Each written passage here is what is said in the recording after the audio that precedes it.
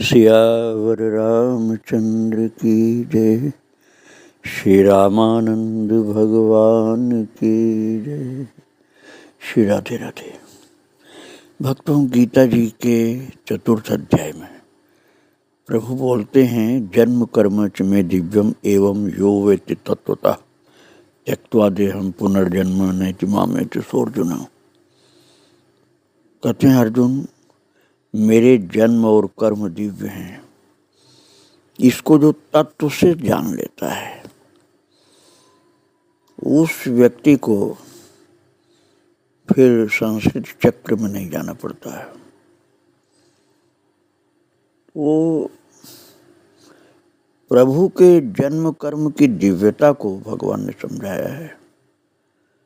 भक्तों, इसी तरह से भगवान के जो पार्षद होते हैं उनके भी जन्म कर्म दिव्य होते हैं। और श्री सुखदेव जी महाराज भगवान के ही पार्षद थे, 12 महाभागवतों में थे, 11वें महाभागवत, जो कि गालवानंद के रूप में अवतरित हुए हैं। अभी इनका नाम गालवानंद नहीं है जहाँ तक आप चरित्र श्रवण किए हैं। अभी गोविंद दत्त नाम इनका घर में रखा गया था। लाख प्रयत्न करने पर भी एक अक्षर नहीं पढ़ा था। पिता इस बात से थोड़े दुखी हुए थे कि मैं तो विद्वान ब्राह्मण हूँ और मेरा बच्चा बिल्कुल अनपढ़, एक अक्षर पढ़ने को नहीं तैयार है। लेकिन जब यज्ञोपवीत संस्कार हुआ, उपनयन संस्कार, तो गायत्री मंत्र जो दिया गया, उसी गायत्री मंत्र के निरंतर जप करने से आसन उनका उठ गया 1-1.5 हाथ ऊपर, अर्थात जमीन से ऊपर। और सारी विद्याएं, सब शास्त्र, सब वेद पुराण, श्रुतियां, स्मृतियां, संहिताएं, सब की सब उनकी वाणी से प्रकट होती थी। और जब काशी गए थे, वो काशी में गंगा किनारे एक विशेष विद्वान ब्राह्मण कहीं से आकर शास्त्रार्थ किया, तो गोविंद दत्त के पिताजी तो अपनी विद्या की सीमा से संकुचित हो गए। परंतु गोविंद दत्त ने इतना सुंदर शास्त्रों का विवेचन किया कि वो पंडित चरणों में पड़ गया जो शास्त्रार्थ करने आया था। और गोविंद दत्त के पिताजी हैरान रह गए देखकर कि मैंने तो इसको बहुत कोशिश कराया, लेकिन इसने पढ़ा ही नहीं, कुछ कोई विद्या नहीं पढ़ा इसने, बिल्कुल अनपढ़ था। और सारे शास्त्र, सारी विद्याएं इसके अंदर कहाँ से प्रकट हो रही हैं। जब उन्होंने पूछा कि बेटा, ये सब कहाँ से विद्याएं प्रकट हो रही तुम्हारे अंदर, तुमने तो कुछ भी कभी नहीं पढ़ा, तो उन्होंने बताया कि आपके अंदर ये इच्छा थी, वही आपकी सदिच्छा पूर्ण हुई है। प्रणव एकाक्षर ब्रह्म है, उसी ओमकार की साधना और गायत्री के निरंतर जप के द्वारा, जो संपूर्ण विद्याओं की जननी है, सब विद्याएं प्रकट हुई हैं। और आपका आशीर्वाद ही है, आपकी इच्छा थी ऐसी, इसलिए हुआ है। इसको सुन करके गोविंद दत्त के पिताजी चुप तो हो गए। उत्तर उनको दैवी प्रकार का मिला था, लेकिन आनंद इतना आया कि मैं, उनके बच्चे में इतना ज्ञान है कि दुनिया में किसी के पास शायद नहीं होगा। इतना आनंद आया, इतना आनंद आया कि वो संभाल नहीं पाए अपने शरीर को और शरीर छूट गया। और उनकी धर्मपत्नी भामा देवी ने भी उन्हीं का अनुगमन किया। और दोनों का, अर्थात माता पिता का अंत्येष्टि कर्म किया गंगा तट पर, काशी में। और अंत्येष्टि क्रिया माता पिता की करने पर जो शास्त्र विधान था उसके अनुसार उनको मुंडन कराना पड़ा बालक गोविंद दत्त को। और महाराज, आपको मैंने बताया था यज्ञोपवीत के समय मुंडन कराने पर जो चमत्कार हुआ था, बिल्कुल वही चमत्कार गंगा तट पर दोबारा हुआ है। अब मुंडन कराया माता पिता के अंत्येष्टि कर्म के समय, और मुंडन के बाद जो उनके विशेष प्रेमी थे वो दुखी होने लगे कि सिर पर इतने सुंदर केश थे, वो सब मुड़वा दिया। उसी समय संपूर्ण केश ज्यों के त्यों सिर पर फिर से प्रकट हो गए और सब आनंद विभोर होकर प्रेम के आंसू गिराने लगे। समझ गए कि ये बालक नहीं, कोई भगवान की शक्ति प्रकट हुई है, कोई देवी देवता का आशीर्वाद है, कोई देवता ही है या भगवान ही है। और ब्राह्मण भोजन जो कराया, गांव के बहुत लोग आए थे भक्तों, वो सब मिलजुल करके कराए। और ठाकुराइन जिनके प्रयास से इस दैवी बालक का जन्म हुआ था, वो भी सब के साथ आई थी। सब लोग मिलजुल करके भोजन ब्राह्मणों का कराए और उसके बाद अपने गांव जाने को तैयार हुए। मैं आपको पहले बता चुका हूँ, गांव इनका था सिंध नदी के किनारे, पवाया ग्राम। अब आप ये समझिए, सिंध नदी किनारे का तात्पर्य हो गया कि कश्मीर और पाकिस्तान के बीच की जगह। वहां से ये लोग आए थे काशी। और अब जब इनको गोविंद दत्त को सब लोग ले जाने लगे तो इन्होंने कहा कि आप लोग मुझको क्यों ले जाना चाहते हैं? मेरे परिवार में तो अब कोई रहा ही नहीं।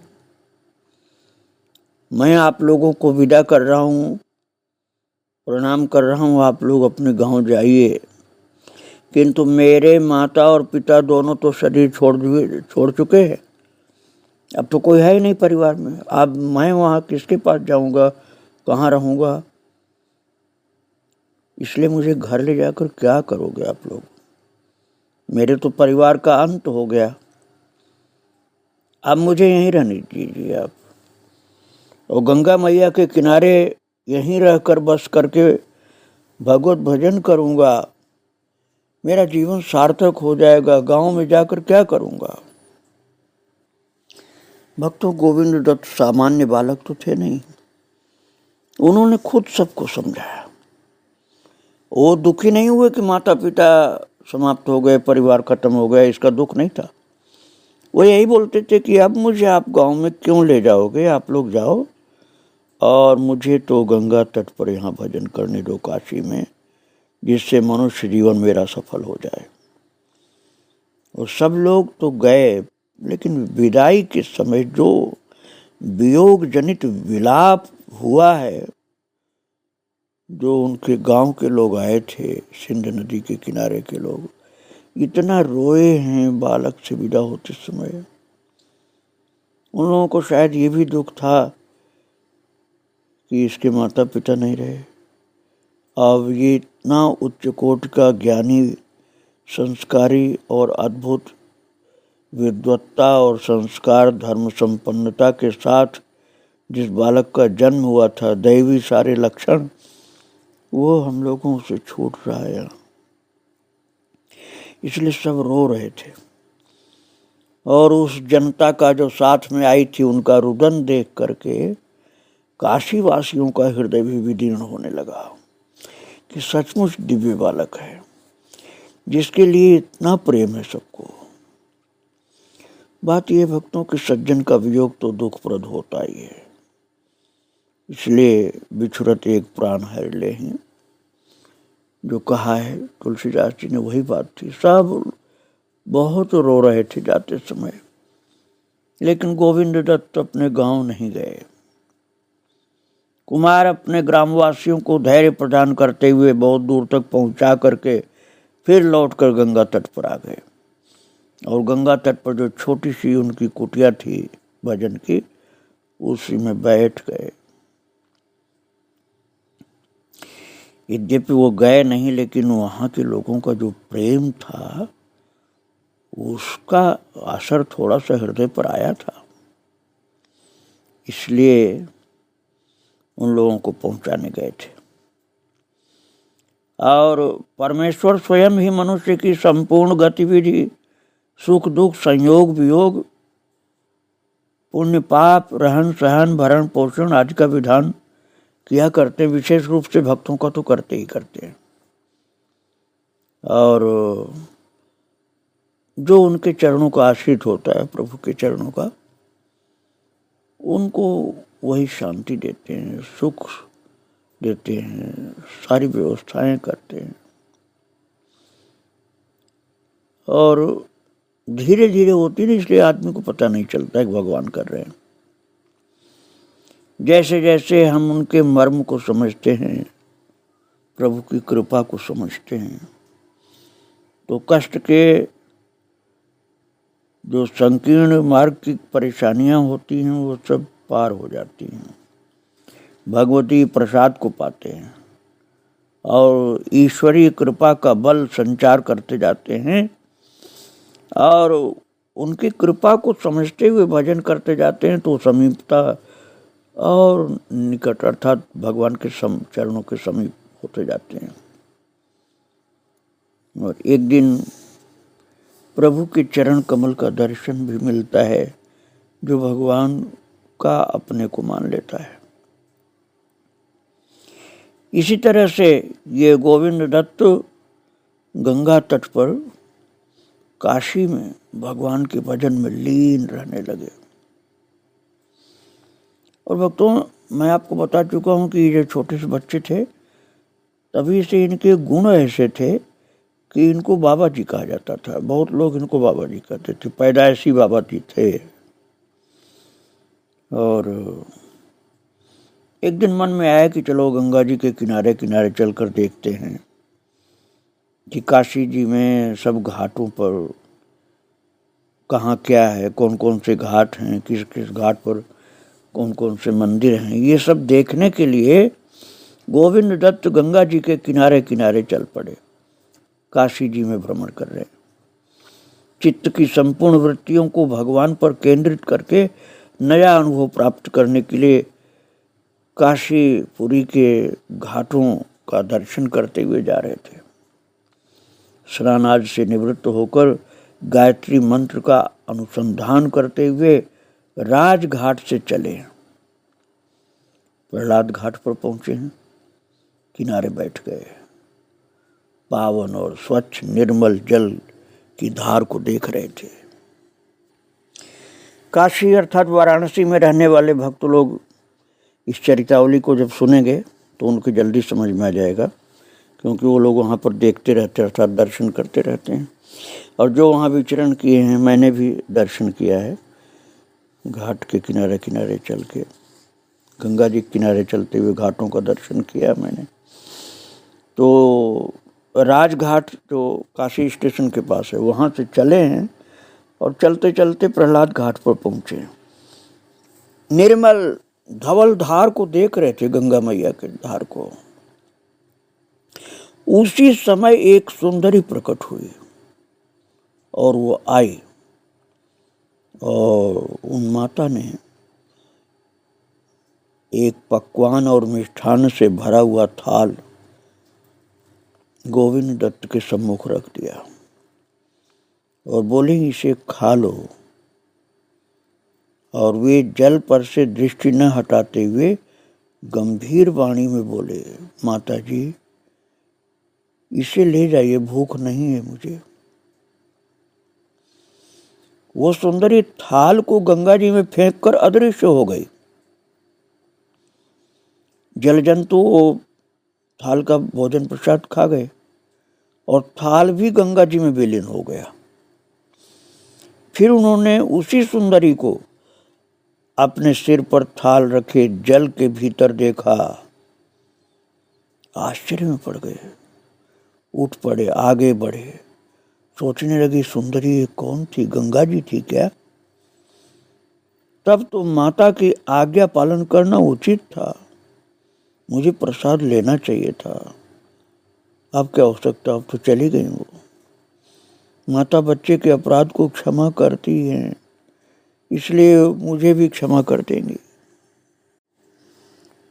भक्तों, अब इस समय हम आपको ले करके काशी में गंगा मैया के किनारे किनारे धार के उल्टा चल रहे हैं, अर्थात काशी स्टेशन जो है, जहाँ राजघाट है, वहाँ से गंगा मैया के विपरीत धार की ओर, अर्थात इस समय हम दशाश्वमेध घाट की ओर आ रहे हैं। अभी हम चले थे राजघाट से और प्रहलाद घाट की बात मैंने आपको सुनाया। और प्रहलाद घाट पर ये घटना घटी, गंगा मैया थाल लेकर आई थी और इन्होंने भोजन नहीं ग्रहण किया। जब वो चली गई थाल को फेंक कर, जीव जंतु खा गए प्रसाद। इसके बाद आश्चर्य में पड़े जब वो अंतर्धान हो गई और फिर देखा वही सुंदरी माता जल के अंदर है। तब वो समझ गई तो गंगा जी थी और मैंने गलती किया, प्रसाद नहीं पाया, लेकिन वो तो क्षमाशील है, मुझे माफ कर देंगी। ऐसा सोचते सोचते पैदल चलते चलते फिर गाय घाट पर पहुंचे और घाट पर बैठकर उछलती हुई लहरियों को देखते हुए मन में सोचने लगे, हवा बंद है, इन तरंगों के तरंगित होने का कारण क्या है? क्योंकि तरंगें तो हवा चलने से होती हैं और कोई भी इस समय हवा चल नहीं रही, शांत है, बिल्कुल शांत है हवा। तो पवन का झकोरा जब नहीं है तो फिर ये तरंग कैसे उठ रही है? फिर देखते हैं कि एक सुंदर नाव जल को चीरती हुई वहां आ गई। उस पर अकेले एक सुंदरी बैठी है। नाव घाट पर ठहरी। मिश्री के शरबत से भरे बहुत सुंदर से गड़ुए को उठा करके उसने बाबा जी के सामने रखा और कहा, बाबा जी इसे पी जाओ। रूप और स्वर वही पहले वाला जैसा दर्शन किया था, इसलिए अब वो टाल नहीं सके उनकी प्रार्थना को और वो शरबत उनको पीना पड़ा। पात्र गंगा जी में बहा देना, ऐसा बोला। देवी ने कहा, पात्र गंगा जी में बहा देना, मुझे मिल जाएगा। ये कहते हुए सुंदरी नाव सहित कुछ दूर जाकर अदृश्य हो गई। और महाराज बाबा जी अर्थात गोविंद दत्त वहाँ से उठे हैं। दूध मिश्री पीने से शरीर में बल का संचार हो गया। पैर भी द्रुतगामी बनना चाहते थे।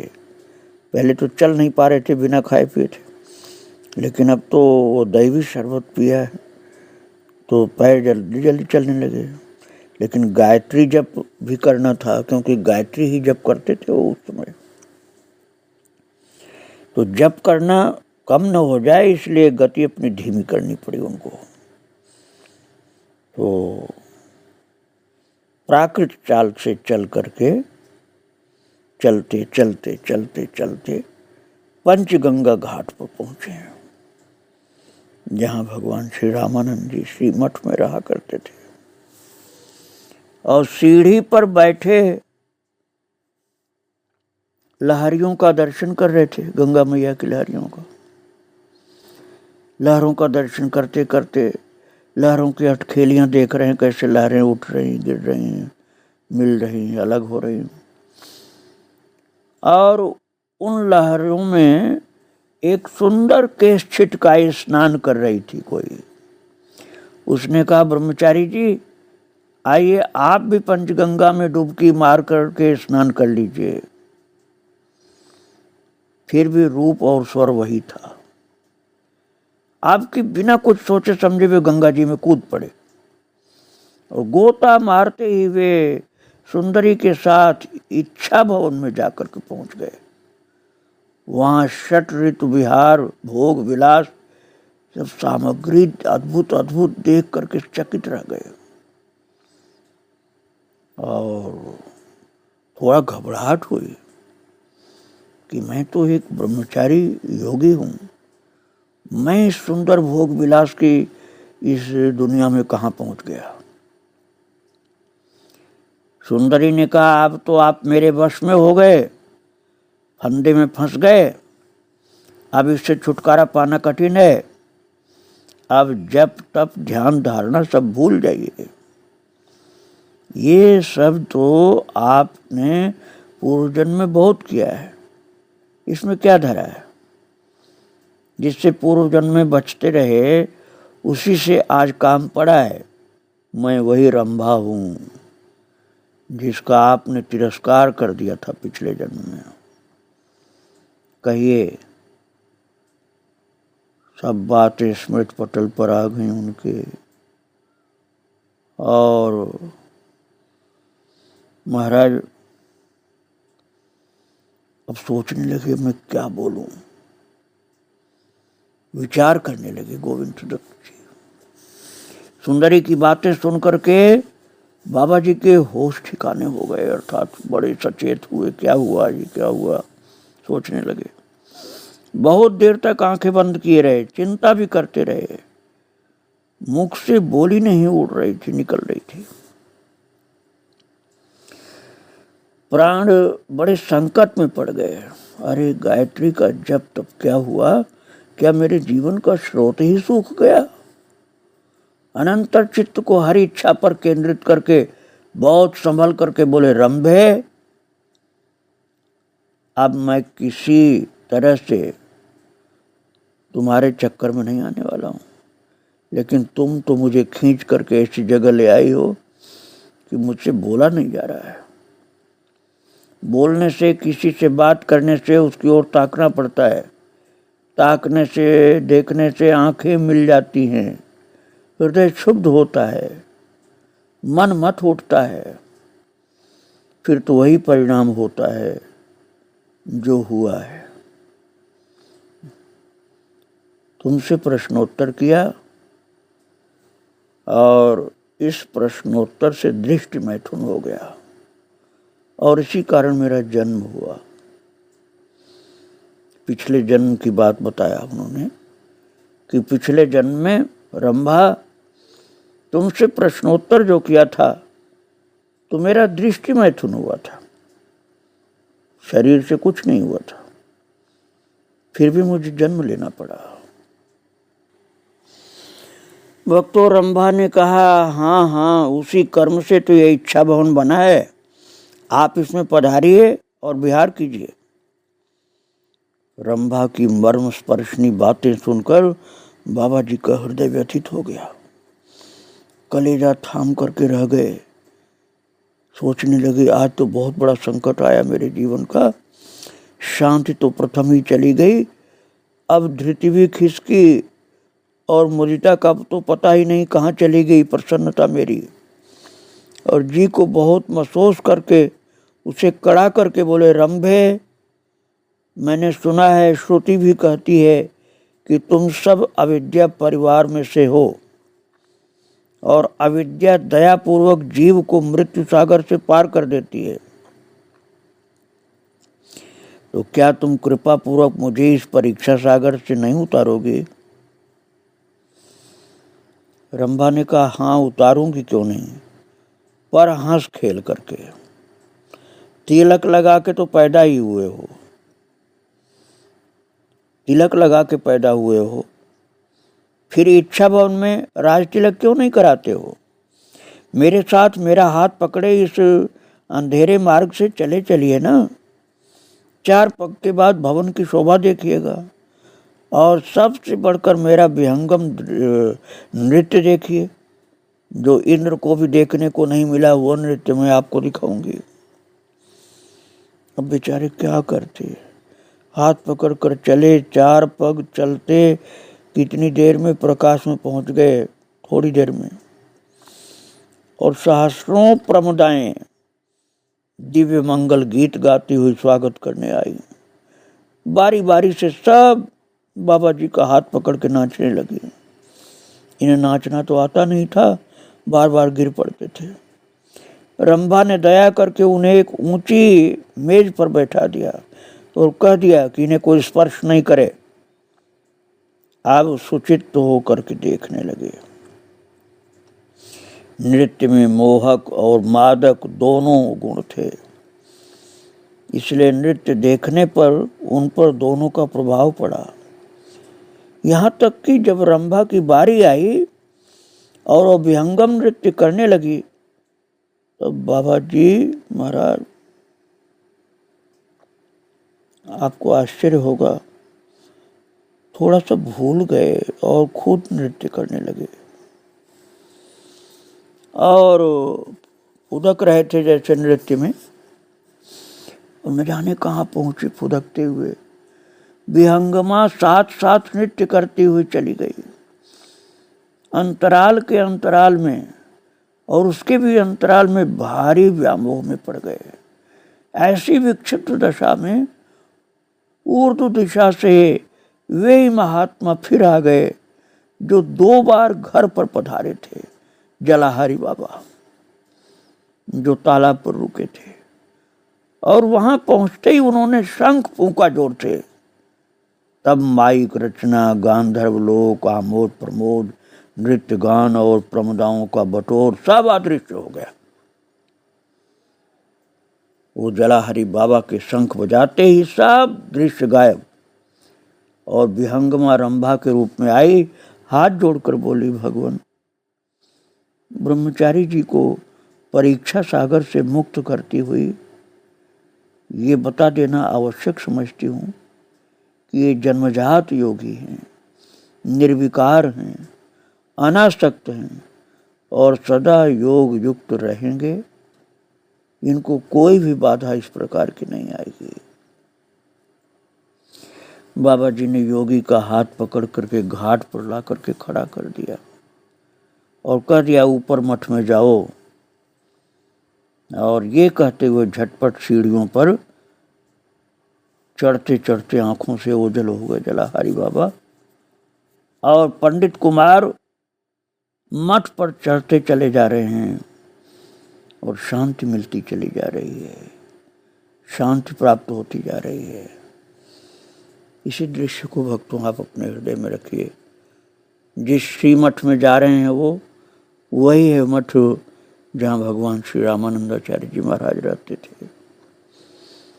आज उन सीढ़ियों को प्रणाम करके यहीं पर विराम दे रहा हूँ। आगे का चरित्र फिर सुनाऊंगा। श्री राधे राधे, जय श्री राधे राधे। सियावर रामचंद्र की जय, श्री रामानंद भगवान की जय।